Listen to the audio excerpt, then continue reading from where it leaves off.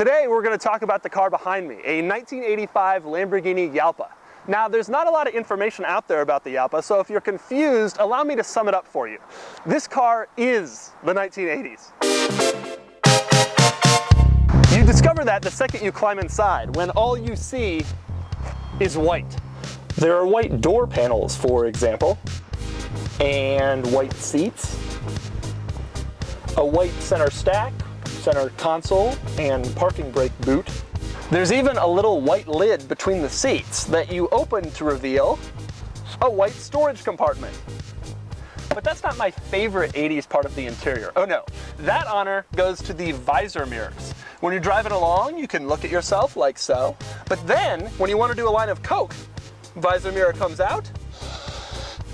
It's perfect! The sheer 80s-ness continues on the outside, where the car features a classic 80s wedge shape and a wide, low-slung, exotic look. In fact, you could almost think of it as a baby Countach. And that's exactly what it was, a baby Countach. You see, while the Countach cost around 100 grand in the 1980s, this thing was only 58. You'd be right to think of it as the Huracan compared to the Countach, which is more like the Aventador. But there's one problem. The Huracan is still a fast, exciting, high-performance vehicle that'll tear your face off when you're going around curves. But the Jalpa... Let me put it this way. The Jalpa has a 3.5-liter engine that made 255 horsepower. Now that dwarfed the motor in its chief rival, the Ferrari 308, which only had 240 horsepower. But today you can get a larger engine and more horsepower in a Chrysler 200. So is it awful, slow, lethargic? My entire life I've wondered about this car, and today I'm gonna find out.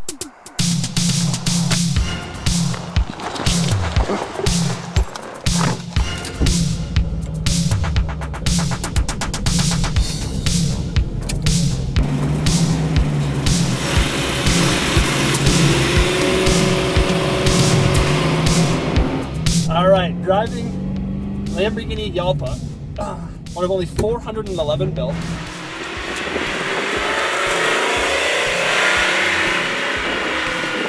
Steering is a little heavy.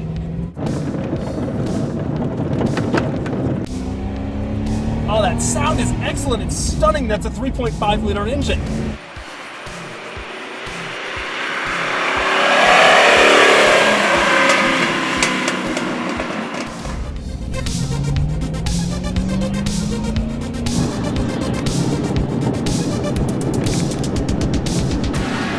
The Accelerator is tremendously heavy. Not what I expected. The clutch surprisingly isn't that heavy. It's actually okay.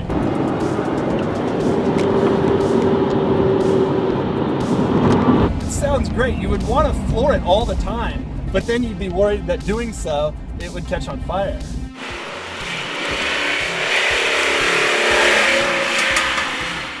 Try to make these turns. Oh, that heavy steering is killer. It would get old.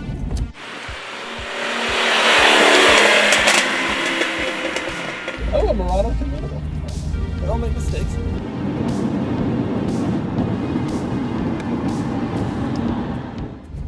For some reason, I feel like they're gonna break down. Like, the truth is, it's actually fine. There's no warning lights on.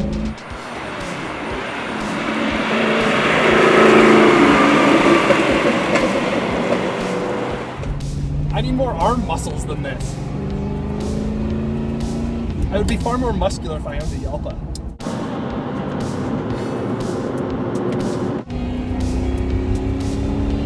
It doesn't feel fast, but when you get up to higher revs and you hear that noise, it doesn't really matter how fast you go.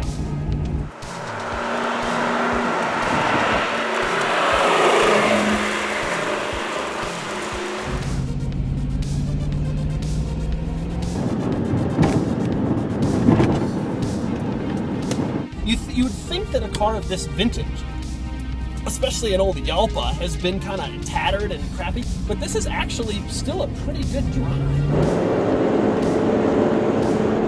Now the power mirrors, they do work. They're still, to this day,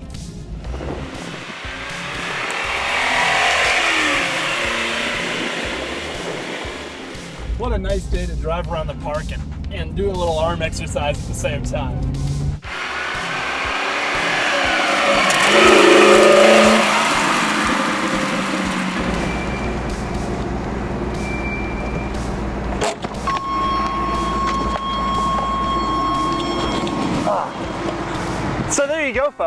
the Jalpa?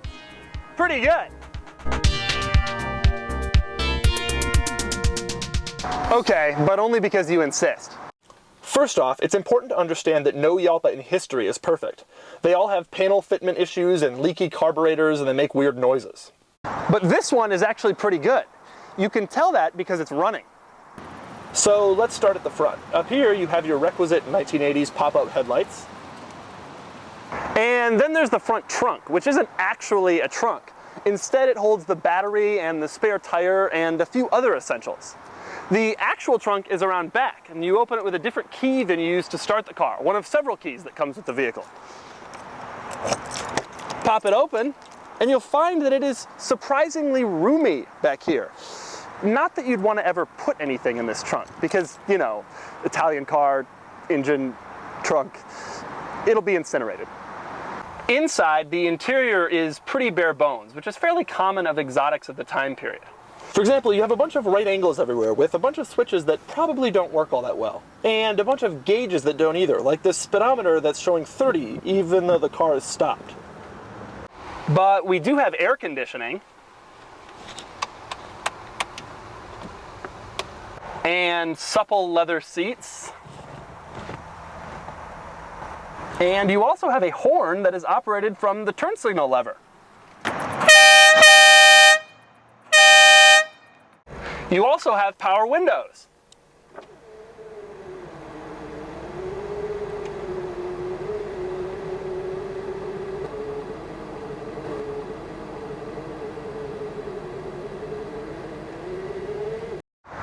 But the best part about the Jalpa is that the roof lifts off.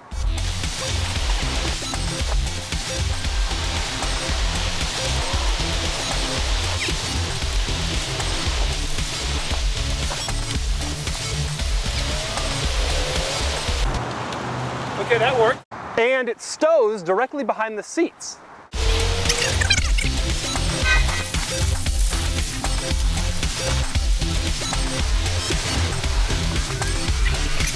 So you can convert your Jalpa from a sleek coupe to a stylish convertible, when it's running, of course.